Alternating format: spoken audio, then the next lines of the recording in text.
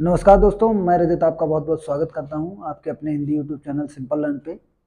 आज हम basic introduction की बात करेंगे। रासायनिक अपक्रिया जो कि हमारा 10th क्लास का पहला चैप्टर है साइंस का। साइंस में केमिस्ट्री का ये आपका पहला चैप्टर रहता है क्लास 10th में। तो आज हम बात करेंगे रासायनिक अपक्रिया का जो आपका चैप्टर है उसके बारे में। इस चैप्टर में हम सीखेंगे क्या क्या। इस चैप्टर में मैं आपको सिखाने का प्रयास करूंगा कि रासायनिक अपक्रियाएं कैसे होती हैं और किस प्रकार की अपक्रियाओं को आप रासायनिक अपक्रिया की कैटेगरी में रखेंगे और किस टाइप की अपक्रिया को आप जो है वो भौतिक अपक्रिया की कैटेगरी में रखेंगे। तो सबसे पहले तो हम बात करेंगे कि अपक्रियाएं कितने प्रकार की होती हैं। तो जब भी आपसे अपक्रियाओं की बात की जाती है तो अपक्रियाओं को आपका दो टाइप की कैटेगरी में रखा जाता है। तो जब भी हम अपक्रिया की बात करेंगे तो अपक्रियाएं जो होती हैं आपकी वो होती हैं आपकी टू टाइप्स की। रिएक्शंस जो होती हैं वो आपकी कितने टाइप की रहेंगी? टू टाइप्स की। कौन कौन सी टू टाइप्स रहेंगे? कि जब भी अपक्रिया की बात करेंगे तो अपक्रियाएं आपकी दो टाइप की होंगी। नंबर एक होती है आपकी रासायनिक अपक्रिया। रासायनिक अपक्रिया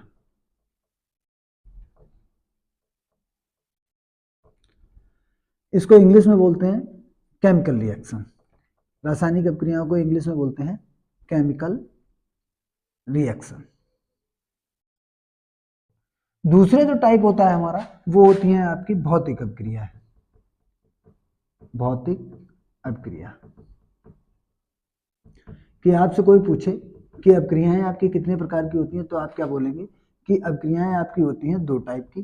कि अपक्रिया जो दो टाइप की होती है वो कौन कौन सी होती हैं? तो एक होती है आपकी केमिकल रिएक्शन और एक होती है आपकी फिजिकल रिएक्शन।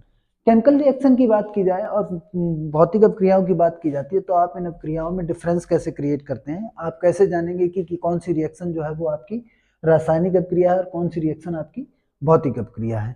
इस चीज को हम डिटेल में जानेंगे क्योंकि ये जो थोड़ा बैक फॉरवर्ड चलते हैं जब बैक में जाते हैं तो हम 9th क्लास में हमने कुछ बेसिक स्ट्रक्चर्स सीखे हुए होते हैं। वहां पे आपको जो है अपक्रियाओं के बारे में बताया जाता है। लेकिन मैं आप लोगों के लिए दोबारा से एक बार फिर से एलेबोरेट कर देता हूँ, बता देता हूँ आपको कि रासायनिक अपक्रियाएं और भौतिक अपक्रियाओं की बेसिक पहचान क्या होती है। आप कैसे पहचानेंगे कि कौन सी अपक्रिया आपकी रासायनिक अपक्रिया है और कौन सी आपकी भौतिक अपक्रिया होती है। तो एक बात आपको याद रखनी है कि जब भी रासायनिक अपक्रियाओं की बात की जाएगी तो रासायनिक अपक्रियाओं की पहचान क्या होती है। रासायनिक अपक्रियाओं को पहचानने के लिए आपको सबसे पहला एक पॉइंट याद रखना है कि ये जो रिएक्शन होती है ये आपकी स्थायी अपक्रियाएं होती हैं। स्थायी का मतलब एक बार जो आपका अभिकारक है वो उत्पाद में कन्वर्ट तो हो जाएगा लेकिन वापस उत्पाद जो है वो किस में कन्वर्ट नहीं होगा? अभिकारक में कन्वर्ट नहीं होता। जैसे फॉर एन एग्जाम्पल देख लेते हैं हम एक बार कि एग्जाम्पल की बात करेंगे, रासायनिक अपक्रियाओं के एग्जाम्पल की बात करेंगे तो रासायनिक अपक्रियाओं के एग्जाम्पल में एक बेसिक उदाहरण लेके मैं आपको समझाने का प्रयास करता हूं। जैसे मान लीजिएगा कि दूध को जब आप जो है दूध जब रिएक्शन करता है तो दूध रिएक्शन करने के बाद जो है वो किस में कन्वर्ट हो जाता है? आपका दही में। तो दूध यहाँ पे क्या है? आपका दूध यहाँ पे जो है वो आपका अभिकारक है और ये किस में कन्वर्ट हो रहा है? आपका दही में। तो रिएक्शन के पश्चात आपका बनने वाला जो प्रोडक्ट है उसी को हम क्या बोलते हैं? उत्पाद बोलते हैं। ठीक है। तो दूध जो है वो अभिकारक के तौर पे था और ये किस में कन्वर्ट हो रहा है? दही में। तो दूध से हमारा क्या बन रहा है? दही बन रहा है। लेकिन क्या आपने कभी ये सुना है कि दही से कभी वापस दूध बनाओ? तो जिसमें आप अभिकारक से उत्पाद में तो जा सकते हैं लेकिन उत्पाद से वापस अभिकारक में नहीं आते हैं, तो इस रिएक्शन को ही हम लोग क्या बोल देते हैं?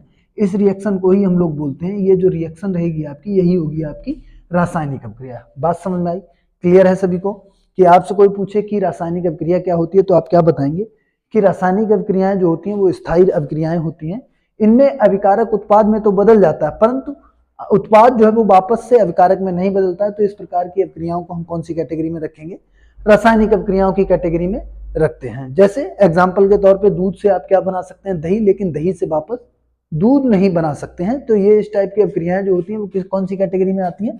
रासायनिक अपक्रियाओं की कैटेगरी में आती हैं।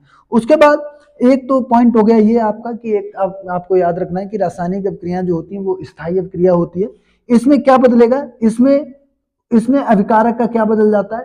स्वाद बदल जाएगा, टेस्ट बदल जाएगा। दूध में क्या होता है? फ्रक्टोज लैक्टोज होता है और जो कन्वर्ट होकर क्या बनाता है? Lactic acid. यानी कि यहाँ से जो लैक्टोज है वो आपका किस में कन्वर्ट हो रहा है? एसिड में। तो यहाँ पे टेस्ट बदल जाता है। आप दूध पीते हैं, दूध का टेस्ट अलग होता है, दही का टेस्ट अलग होता है। तो दूसरा पॉइंट यहाँ से वेरीफाई हो जाता है कि आपकी रासायनिक अपक्रियाओं में क्या होता है कि स्वाद का परिवर्तन हो जाएगा, स्वाद का परिवर्तन हो जाएगा, उसके बाद उसकी गंध बदल जाएगी, उसकी जो स्मेल है उसमें परिवर्तन आ जाएगा। तो ऐसी अभिक्रियाएं जिसमें स्वाद, गंध और कलर तीनों बदल जाते हैं, तो उस अभिक्रिया को क्या कहा जाएगा, उस अभिक्रिया को क्या कहा जाएगा, रासायनिक अभिक्रिया कहा जाएगा। यहां तक मेरी बात जो है वो सबको क्लियर हो गई होगी कि मैं आपको क्या समझाने का प्रयास कर रहा हूं। कि आपसे कोई भी पूछता है कि रासायनिक अभिक्रिया क्या होती है, तो आप क्या कहेंगे कि वे अभिक्रियाएं जो स्थायी होती हैं, जिनमें स्वाद, गंध एवं रंग बदल जाता है, उन सभी अभिक्रियाओं को क्या कहा जाता है, रासायनिक अभिक्रिया कहा जाता है। एग्जाम्पल के तौर पे मैंने आपको बता दिया है कि दूध से दही का बनना एक रासायनिक अभिक्रिया है। क्यों रासायनिक अभिक्रिया है कि दूध जो है वो अभिकारक होता है और अभिकारक से जो उत्पाद बनता है दही, वापस उत्पाद से हम अभिकारक में नहीं आ सकते हैं। तो इस प्रकार की अभिक्रियाओं को किसमें, कौन सी कैटेगरी में रखा जाता है, रासायनिक अभिक्रियाओं की कैटेगरी में। उसके बाद बात आती है भौतिक अभिक्रिया की। तो भौतिक अभिक्रियाओं को हम कैसे पहचानेंगे, तो भौतिक अभिक्रिया में क्या होता है कि भौतिक अभिक्रिया में सिंपल सी बात आपको याद रखनी है कि ये अभिक्रियाएं जो है वो अस्थायी होती हैं। मतलब कि आप एक फॉर्म से दूसरे फॉर्म में जा सकते हैं और वापस जो आपको उत्पाद मिलेगा उससे वापस अभिकारक में आ सकते हैं। तो इसलिए ये कैसी अभिक्रियाएं होती हैं, अस्थायी अभिक्रियाएं होती हैं। तो पहला पॉइंट इसमें याद रखना है कि आपसे कोई भी कहे कि बताइए भौतिक अभिक्रियाएं क्या होती हैं, तो आप क्या कहेंगे कि भौतिक अभिक्रियाएं जो होती हैं वो आपकी अस्थायी अभिक्रिया होती है। इनमें क्या नहीं बदलेगा, इनमें ना तो स्वाद बदलता है, ना तो गंध बदलती है, और ना ही क्या बदलेगा, ना ही रंग बदलेगा। जो रंग था वापस वही रंग रहेगा। तो ऐसी अभिक्रियाएं जिनमें ना तो स्वाद बदले, ना गंध बदले और ना ही रंग बदले, तो उन अभिक्रियाओं को क्या कहा जाता है, भौतिक अभिक्रिया। जैसे जैसे इसका एक परफेक्ट एग्जांपल मैं आपको दे देता हूँ, बेसिक एग्जांपल है, आपने देखा भी होगा कि आप लोग जो है आम जीवन में इन एग्जांपल्स को देखते होंगे। तो इसमें आप जो है भौतिक अभिक्रिया में आप क्या देखेंगे, भौतिक अभिक्रिया में आपने देखा होगा कि आप बर्फ को जब देखते हैं, तो बर्फ को जब आप गर्म करते हैं, तो बर्फ को गर्म करने पे ये किसमें बदल जाती है, बर्फ को गर्म करने पे ये बदलती है किसमें, जल में। कि बर्फ को जब आप गर्म करते हैं तो वो किसमें बदल जाता है, जल में। अब जब जल को फिर दोबारा से ठंडा किया जाता है तो ये किसमें बदल जाती है, आपकी बर्फ में। ये आपका क्या था, ये आपका अभिकारक था, तो अभिकारक को गर्म किया तो क्या बना, आपका जल बना। और जल क्या था आपका, ये उत्पाद था, इसको आपने ठंडा किया तो वापस से क्या बन जाएगी, बर्फ बन जाएगी। तो मतलब अभिकारक से उत्पाद में चले गए और उत्पाद से वापस अभिकारक में आ गए। ना तो उसका टेस्ट बदला, ना कलर बदला और ना ही उसकी गंध बदली। तो ऐसी रिएक्शन को कौन सी कैटेगरी में रखा जाएगा, भौतिक अभिक्रिया की कैटेगरी में रखा जाएगा। तो मैंने आपको बहुत ही सिंपल वे में ये समझाने का प्रयास किया है कि आपकी कौन सी रिएक्शन को कौन सी कैटेगरी में रखा जाता है।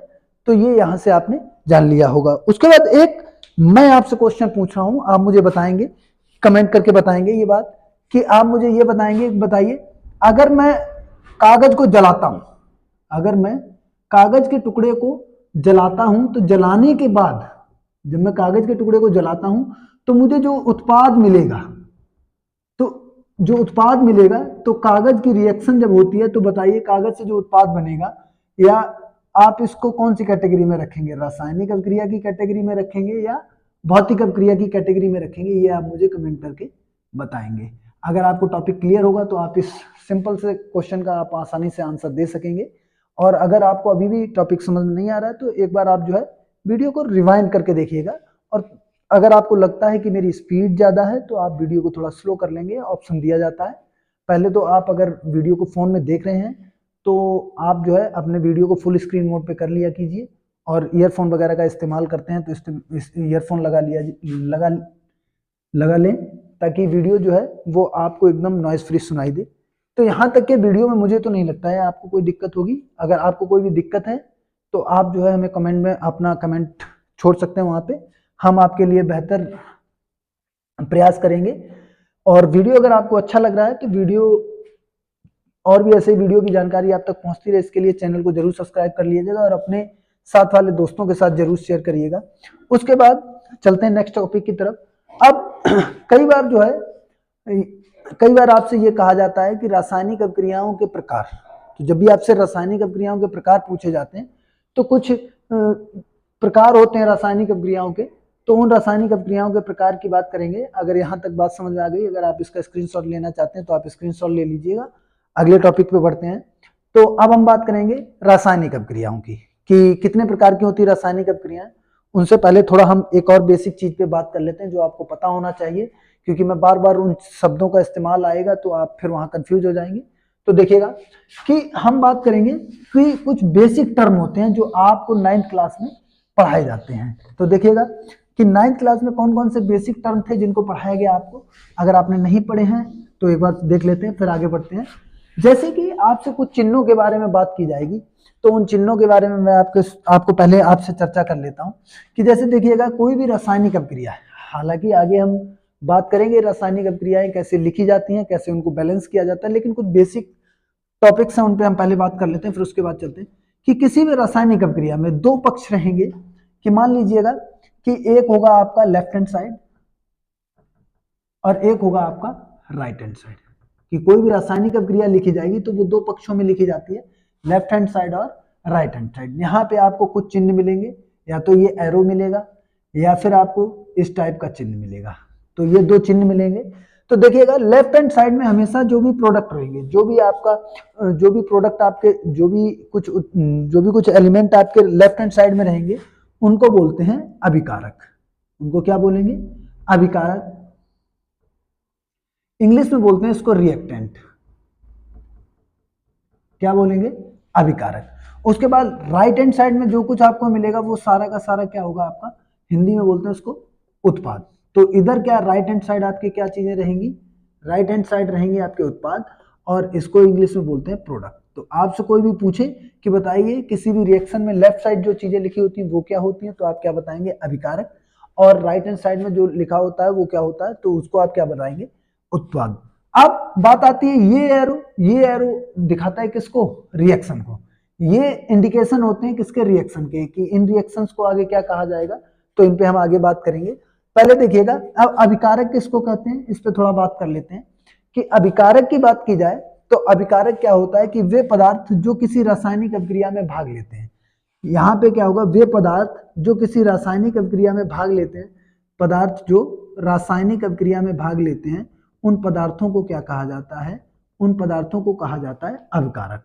तो आपसे कोई पूछे कि बताइए अभिकारक क्या होते हैं, तो आप क्या बताएंगे? कि वे पदार्थ जो किसी रासायनिक अभिक्रिया में भाग लेते हैं उन पदार्थों को अभिकारक कहा जाता है। उत्पाद की बात की जाए तो उत्पाद की डेफिनेशन क्या रहेगी? कि वे पदार्थ जो किसी रासायनिक अभिक्रिया के पश्चात हमको प्राप्त होते हैं उनको क्या कहा जाता है? उत्पाद या प्रोडक्ट कहा जाता है। तो हमने आपको दो डेफिनेशन बताई हैं। पहली डेफिनेशन अभिकारक की, कि अभिकारक क्या होता है? कि वे पदार्थ जो किसी रासायनिक अभिक्रिया में भाग लेते हैं। तो रासायनिक अभिक्रिया में भाग लेने वाले पदार्थों को क्या कहा जाएगा? अभिकारक कहा जाएगा। किसी रासायनिक अभिक्रिया के पश्चात प्राप्त होने वाले पदार्थों को क्या कहा जाएगा? उत्पाद कहा जाएगा। ठीक है, यहां तक बात क्लियर है? यहां तक अगर मेरी बात आपको क्लियर है तो बढ़ते हैं आगे। तो अभिकारक और उत्पाद के बारे में आपको पता चल गया। उसके बाद एक सिंबल आपको मिलेगा डेल्टा का, इसको बोलते हैं डेल्टा। ये डेल्टा जो सिंबल होता है ये इंडिकेशन होता है किसका? ताप का। इंग्लिश में बोलते हैं ये किसका इंडिकेशन होता है? टेम्परेचर का। कि आपसे कोई पूछे डेल्टा किसको इंडिकेट कराता है, तो आप बताएंगे डेल्टा सर जो है वो ताप को इंडिकेट कराता है। मतलब अगर कहीं पे डेल्टा का सिंबल बना हुआ है, इसका मतलब उस रिएक्शन में क्या किया जा रहा है? हीट दी जा रही है, उस पदार्थ को गर्म किया जा रहा है। तो गर्म करने के लिए या ताप को बढ़ाने के लिए आपको क्या सिंबल इंडिकेशन होता है? डेल्टा। अब आपसे कोई पूछे कि राइट साइड में क्या होता है, तो इधर जितने भी लेफ्ट हैंड साइड चीजें मिलेंगी वो सब क्या होंगे? आपके पदार्थ क्या होंगे? अभिकारक। और एरो किसको इंडिकेट करेगा? रिएक्शन को। अगर इसके ऊपर डेल्टा है दैट मीन्स इस अभिकारक को क्या किया जा रहा है? गर्म किया जा रहा है। ये किसका इंडिकेशन होगा? गर्म करने का। किसका इंडिकेशन होगा? गर्म करने का। उसके बाद आपको अभिकारक को गर्म करने के पश्चात जो जो चीजें बनेंगी उन सबको क्या कहा जाएगा? उत्पाद कहा जाएगा। तो ये क्या है?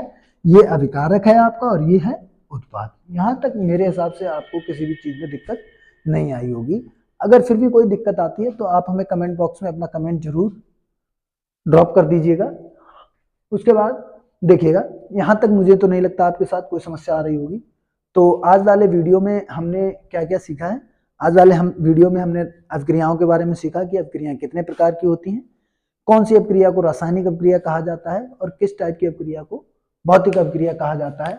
उसके बाद हमने क्या जाना कि अभिकारक क्या होता है और उत्पाद क्या होता है, अभिकारक किधर लिखे जाते हैं और उत्पाद किधर लिखा जाता है, ये सब हमने आज के वीडियो में जाना है। तो आज का जो ये वीडियो था हमारा, आज इंट्रोडक्शन वीडियो था। इस टॉपिक पे हम डिटेल में चर्चा करेंगे आने वाले वीडियोज में। अगर आप हमारे चैनल पे पहली बार विजिट कर रहे हैं तो हमारे चैनल सिंपल लर्न को जो है जरूर सब्सक्राइब करिएगा और अपने दोस्तों के साथ जरूर शेयर करिएगा। मिलते हैं आपसे अगले वीडियो में। जय हिंद, जय भारत।